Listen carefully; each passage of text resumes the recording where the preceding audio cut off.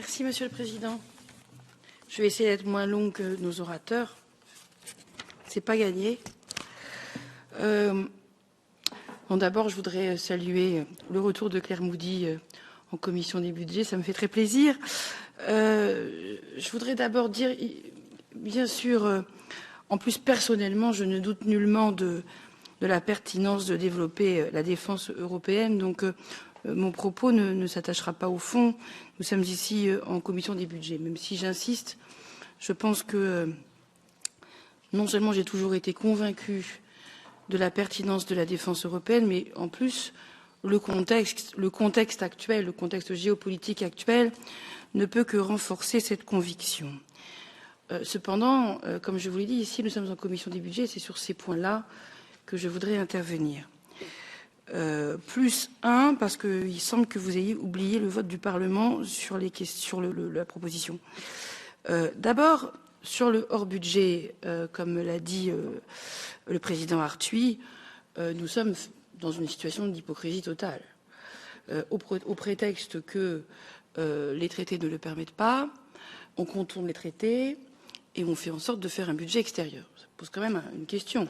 Soit effectivement les États sont convaincus et on peut changer la règle, mais en tout cas on ne la contourne pas.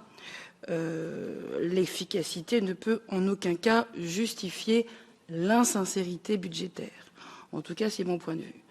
Donc là, nous avons un premier problème, et je rejoins en ce point le président Arthuis. Deuxième problème, les recettes. Parce que, effectivement, même si, encore une fois, je le répète, même si nous approuvons la démarche, la question est de savoir avec quel argent. Et voyez-vous, le Parlement est un peu fatigué, même un peu exaspéré parfois, de voir le Conseil annoncer toujours plus de dépenses sans jamais se poser la question des recettes, ou plus exactement en se disant de toute façon c'est pas grave, on va faire des coupes sur le budget existant, peu importe d'ailleurs ces coupes, peu importe leur utilité, parce que priorité contre priorité, et donc on se retrouve avec des situations complètement absurdes dans lesquelles on est sans arrêt, on a soi-disant un cadre financier pluriannuel et on est toujours obligé de couper à l'intérieur pour des nouvelles. Je le dis, mais méfiez-vous, y compris pour la défense. Demain, on pourra le faire pour la défense. Il suffit que de nouvelles priorités surgissent et on supprime les priorités qui sont toujours des priorités, mais pour lesquelles il faut bien ajuster puisqu'il n'y a pas l'argent. Donc ça, c'est quand même un peu un problème.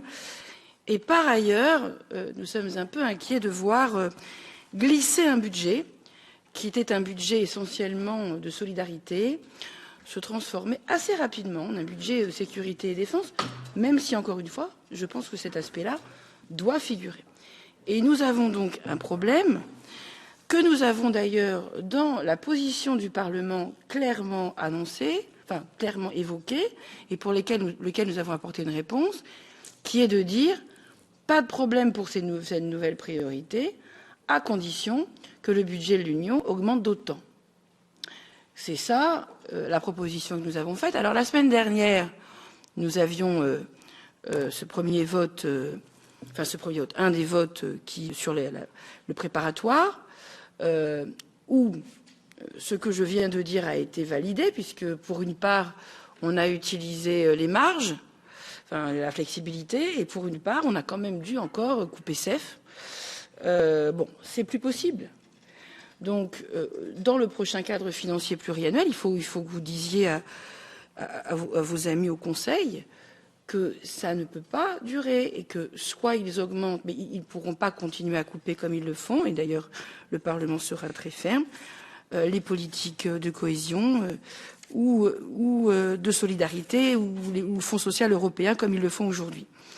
Donc nous sommes quand même devant un problème de recettes. Voilà. Et le Parlement a l'intention d'être ferme sur ce problème de recettes. Encore une fois, ce n'est pas le fond du sujet qui est en cause.